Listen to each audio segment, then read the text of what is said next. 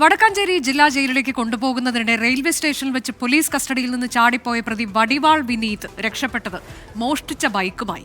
വിനീതിനൊപ്പം ചാടിപ്പോയ മറ്റൊരു പ്രതി രാഹുലിനെ ഇന്നലെ പോലീസ് പിടികൂടിയിരുന്നു. സൂരജ് സജി വിവരങ്ങളുമായി. സൂരജ്, കൃത്യമായി എങ്ങനെയാണ് ഈ ബൈക്കിൽ ഇയാൾ തന്നെ മോഷ്ടിച്ച്, അതായത് ഇയാൾക്ക് എങ്ങനെയാണ് ഈ ഒരു ബൈക്ക് ഇതിനിടയിൽ മോഷ്ടിക്കാനൊക്കെ ഒരു സാഹചര്യം കിട്ടിയത്?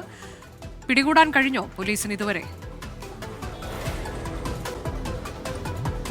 അനുജ, ഈ കൊടും ക്രിമിനലാണ് ഈ ചാടിപ്പോയ ഈ വടിവാൾ വിനീത് എന്ന് പറയുന്നത്. ഈ 60 ബൈക്ക് മോഷണ കേസിൽ പ്രതിയായിട്ടുള്ള ആളാണ്. ഇന്നലെ വടക്കാഞ്ചേരിയിലെ കോടതിയിൽ ഹാജരാക്കാൻ കൊണ്ടുവരുന്നതിനിടയിലാണ് ഈ റെയിൽവേ സ്റ്റേഷനിൽ നിന്ന് ഈ പ്രതിയും ഒപ്പമുണ്ടായിരുന്ന രാഹുൽ എന്ന പ്രതിയും ചാടിപ്പോകുന്നത്. പിന്നീട് അകമലയിൽ നിന്ന് രാഹുലിനെ ഇന്നലെ പിടികൂടി. പക്ഷേ അവിടെ നിന്ന് വിനീത് പിന്നെയും രക്ഷപ്പെടുകയായിരുന്നു. പോലീസ് ആ സമയത്ത് വിനീതിനെ തെരഞ്ഞ് ഇന്നലെ രാത്രി എല്ലാം തന്നെ ഈ മേഖലയിൽ വലിയ തിരച്ചിലാണ് നടത്തിയത്. അതിനിടയിലാണ് ഈ അകമലയോട് ചേർന്ന് തന്നെയുള്ള ഒരു മേഖലയിൽ നിന്ന് ഒരു ബൈക്ക് മോഷ്ടിച്ചുകൊണ്ട് ഈ രാഹുൽ കടന്നു കളഞ്ഞതെന്നുള്ളതാണ് പറയുന്നത്.